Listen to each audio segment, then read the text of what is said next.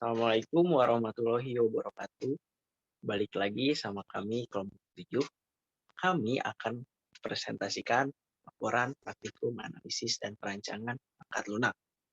Sekarang modul 7. Modul 7 ini membahas state diagram dan deployment diagram. Nah, proyek kami masih sama, yaitu sistem informasi pendaftaran peserta didik baru. Nah, lalu di kelompok 7 juga masih sama ketuanya, ada Puji Sudaryanto 165, lalu ada saya Rifki Pratama Junior dengan NIM 157 sebagai anggota, kemudian ada Rindu 159 sebagai anggota, lalu ada Umbu 160 sebagai anggota, dan yang terakhir ada Irfan Asendra dengan NIM 162 sebagai anggota. Oke, sebelum ke state diagram dan deployment diagram, kita akan bahas pengertiannya terlebih dahulu yang akan dibacakan oleh Saudara Irfan. Untuk Irfan, dipersilakan. Yang pertama ada pengertian state diagram. State diagram digunakan untuk menyatakan kondisi atau status sebuah objek pada saat sistem berjalan. Diagram interaksi dan diagram status saling melengkapi tentang perilaku dinamis sebuah sistem. Diagram interaksi menunjukkan pesan-pesan yang dilewatkan di objek-objek di dalam sistem selama periode waktu yang singkat. Diagram status atau state diagram atau state chart diagram menunjukkan kondisi yang dapat dialami atau terjadi pada sebuah objek sehingga setiap objek memiliki sebuah diagram status. Diagram state adalah diagram yang digunakan untuk melihat state atau kondisi dari komponen penyusun perangkat lunak. Untuk objek dihasilkan dari suatu kelas, maka akan memiliki state atau kondisi yang sama.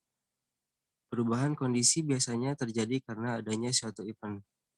Dalam suatu sistem, objek dapat diciptakan dari mana saja, kapan saja, dan dalam kondisi yang bisa saja berbeda. Status dari objek pun bisa berubah karena keadaan atau diberi suatu kondisi. Tidak merubah objeknya, namun hanya merubah state-nya saja. Diagram ini digunakan untuk menjelaskan hal demikian. Kemudian simbol-simbol akan dijelaskan dan dibacakan oleh Puji. Puji, silakan. Untuk simbol yang pertama itu ada namanya state, yaitu digambarkan berbentuk segi empat dengan sudut membulat dan memiliki nama sesuai kondisi saat itu. Lalu yang kedua ada titik awal, digunakan untuk menggambarkan awal dari kejadian dalam suatu diagram flowchart. Lalu yang ketiga ada titik akhir, digunakan untuk menjelaskan atau menggambarkan akhir dari kejadian dalam suatu diagram state chart. Lalu ada simbol garis, yaitu association, apa yang menghubungkan antara objek satu dengan objek lainnya. Kemudian ada simbol tanda panah, yaitu transition, digunakan untuk menggambarkan atau menjelaskan apakah akan masuk ke dalam status atau keluar. Dan yang terakhir ada simbol node, yaitu elemen fisik yang eksis saat aplikasi dijalankan mencerminkan suatu daya komputer.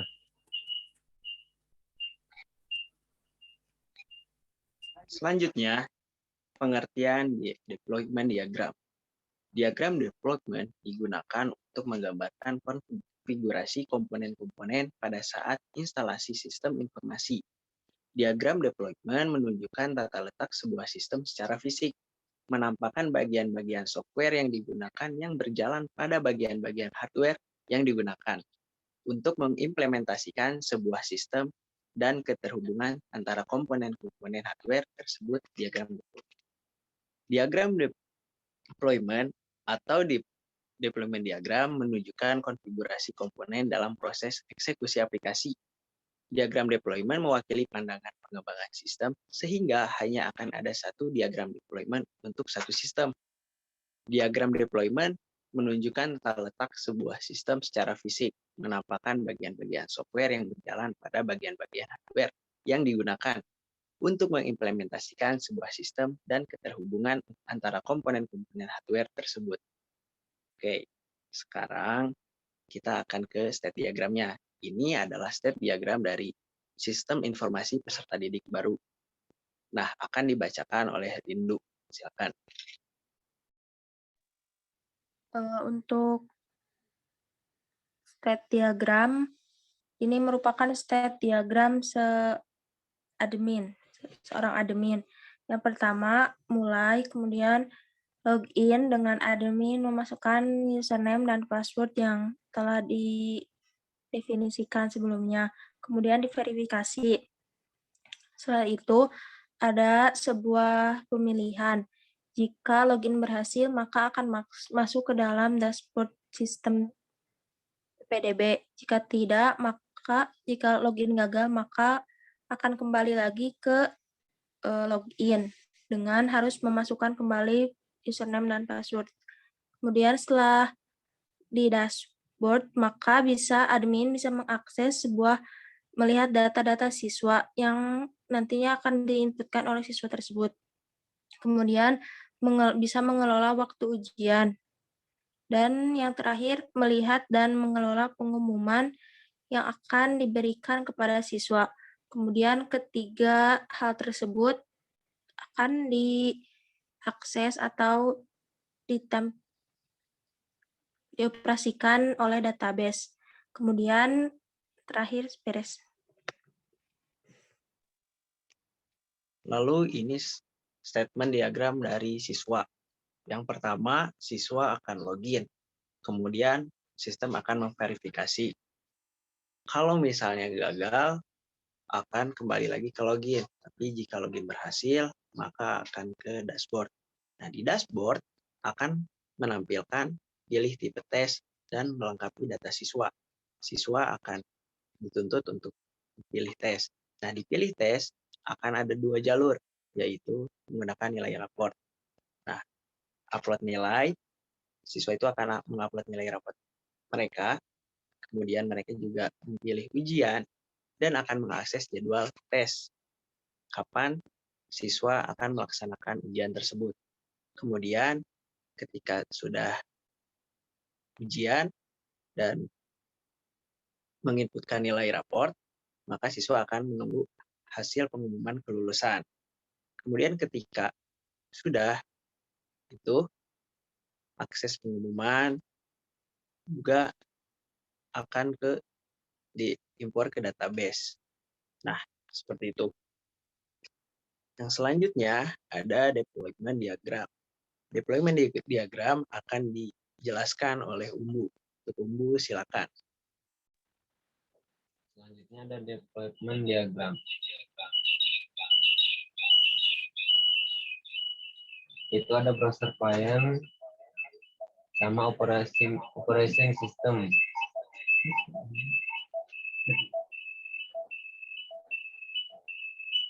Lalu ada web server yaitu internet LAN sama application daftar database.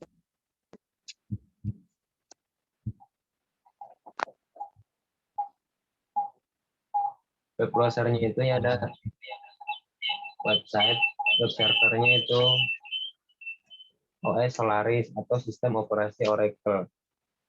SQL database-nya itu Oracle DBMS.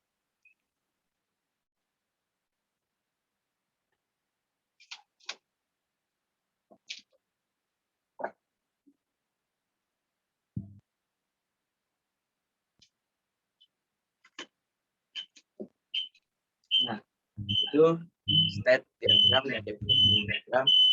Kemudian ada tabel kontribusi.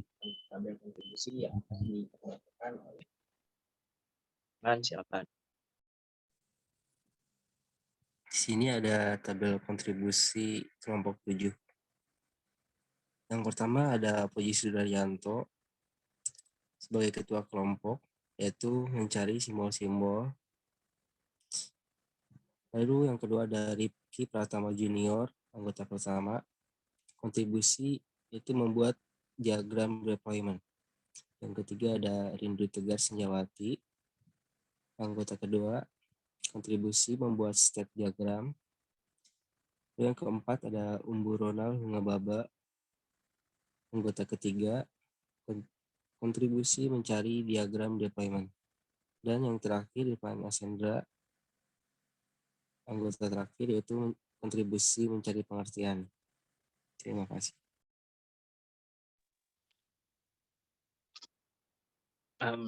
Untuk presentasi dari state diagram dan deployment diagram telah selesai.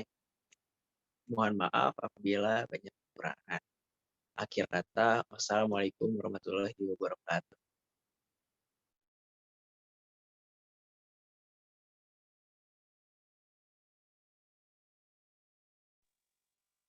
Anjing satu gedung bisa.